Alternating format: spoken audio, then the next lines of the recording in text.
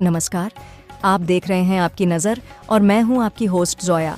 आज दिन की सबसे बड़ी राजनीतिक खबरें लेकर आई हूं, जिसमें मिलेंगी देश और दुनिया की सियासत के नए मोड़, बड़े बयान और चुनावी हंगामे की पूरी जानकारी।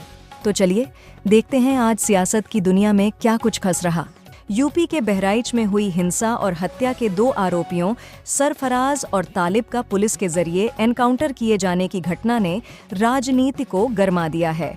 इस एनकाउंटर में दोनों आरोपी घायल हो गए हैं।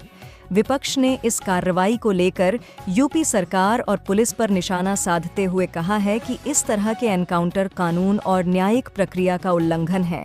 विपक्ष का आरोप है कि सरकार इन कार्रवाइयों के जरिए कानून की धज्जियां उड़ा रही है और न्याय व्यवस्था को दरकिनार कर रही है।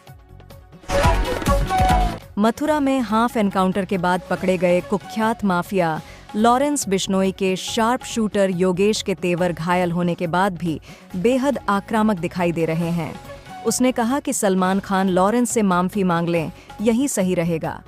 मुठभेड़ में घायल होने के बाद जिला अस्पताल में योगेश ने पत्रकारों को लॉरेंस और उसके गिरोह को लेकर खुलकर जानकारी दी। इसके साथ ही शूटर योगेश ने बाबा सिद्दीकी पर भी टिप्पणी की। ऐसी उम्मीद की जा रही है कि शूटर योगेश की गिरफ्तारी के बाद मुंबई पुलिस को बाबा सिद्दीकी हत्याकांड में कुछ नए सबूत मिल सकते हैं। उत्तर प्रदेश के बहराइच में हुई हिंसा और रामगोपाल मिश्रा की हत्या के मामले में पुलिस ने गुरुवार को 5 आरोपियों को गिरफ्तार कर लिया। इनमें से 2 आरोपी सरफराज और तालिब पुलिस एनकाउंटर में घायल हो गए। इस घटना के बाद राजनीतिक बयानबाजी तेज हो गई है। AIMIM प्रमुख असदुद्दीन ओवैसी ने इस एनकाउंटर पर कड़ी प्रतिक्रिया देते हुए इसे सरकार द्वारा कानून के दुरुपयोग का मामला बताया है। ओवैसी का कहना है कि इस तरह की कार्रवाइयां कानून की प्रक्रिया का उल्लंघन है और पुलिस को कानून के दायरे में रहकर काम करना चाहिए। अन्य नेताओं ने भी इस मामले पर अपनी प्रतिक्रियाएं दी हैं, जिससे राजनीतिक माहौल और गर्म हो गया है। असम के डिबालोंग स्टेशन के पास गुरुवार सुबह लोकमान्य तिलक एक्सप्रेस ट्रेन का बड़ा हादसा हो गया, जिसमें ट्रेन के 8 डिब्बे पटरी से उतर गए। यह दुर्घटना लुमडिंग डिवीजन के लुमडिंग बदरपुर हिल सेक्शन में हुई। लोकमान्य तिलक एक्सप्रेस ट्रेन अगरतला से मुंबई के लिए रवाना हुई थी जब यह हादसा हुआ। घटना की जानकारी मिलते ही राहत और बचाव कार्य शुरू कर दिया गया है। मुख्यमंत्री हिमंत बिस्वा शर्मा ने इस हादसे के बारे में जानकारी देते हुए कहा कि राहत कार्यों पर कड़ी नज़र रखी जा रही है और प्रशासन को हर संभव मदद के निर्देश दिए गए हैं। ये है रामगोपाल मिश्रा की पत्नी रोली मिश्रा, जिनके पति दुर्गा विसर्जन के दौरान बहराइच में हुई हिंसा में मारे गए थे। हिंसा के बाद से फरार चल रहे 2 आरोपियों को पुलिस ने नेपाल बॉर्डर से मुठभेड़ में पकड़ा, जहां गोली लगने से दोनों आरोपी घायल भी हो गए थे। मगर रामगोपाल मिश्रा की पत्नी को ये सब केवल एक दिखावा लग रहा है, जो पुलिस लोगों को दिखाने के लिए कर रही है। अब इस एनकाउंटर पर मृतक रामगोपाल की पत्नी रोली मिश्रा ने सवाल खड़े किए हैं। रोली मिश्रा ने कहा कि आरोपियों को मारा नहीं गया, बल्कि केवल घायल किया गया। पुलिस हमारे साथ न्याय नहीं कर रही है। 10 नवंबर को भारत के मुख्य न्यायाधीश DY चंद्रचूड़ रिटायर होने वाले हैं। इसके बाद उनकी जगह लेंगे जस्टिस संजीव खन्ना। 17 अक्टूबर को इसका ऐलान भी हो गया है। DY चंद्रचूड़ ने ही उनका नाम मुख्य न्यायाधीश के लिए आगे किया था। इसके बाद अपनी सेवानिवृत्ति यानी करीब 5 महीनों तक वे इस महत्वपूर्ण जिम्मेदारी को निभाएंगे। जस्टिस संजीव खन्ना ने कई बड़े फैसले सुनाए हैं।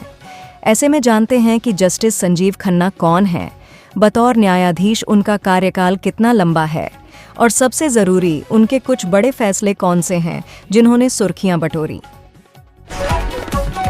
हमास के आधे से अधिक लड़ाकों को मौत के घाट उतार चुकी इजरायली सेना ने गुरुवार को दावा किया है कि उसने गाजा में एक ऑपरेशन के दौरान हमास के 3 और लोगों को मार गिराया है। इसमें एक हमास चीफ याह्या सिनवार भी है। यह्या की मौत की पुष्टि के लिए इजरायली सेना ने DNA टेस्ट किया, जिसे जेल में रखने के दौरान इजरायल ने संरक्षित कर लिया था।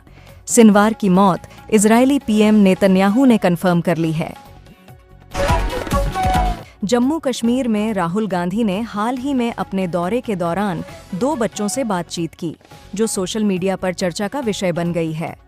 इन बच्चों के साथ उनकी बातचीत ने लोगों का ध्यान खींचा और इसका वीडियो वायरल हो गया। बच्चों ने राहुल गांधी से मजेदार सवाल पूछे, जिस पर उन्होंने हल्के-फुल्के अंदाज में जवाब दिया। यह घटना तब हुई जब राहुल गांधी अपनी यात्रा के दौरान स्थानीय लोगों से मिल रहे थे और उनकी समस्याओं को सुन रहे थे। बच्चों के साथ उनकी यह बातचीत लोगों के बीच एक सकारात्मक माहौल बनाने में सफल रही। सर्वोच्च न्यायालय में जम्मू कश्मीर को पूर्ण राज्य का दर्जा देने को लेकर याचिका दायर की गई थी, जिसे chief justice of India DY Chandrachud ने स्वीकार कर लिया है। ऐसे में माना जा रहा है कि सुप्रीम कोर्ट जल्द ही मामले में फैसला सुना सकता है।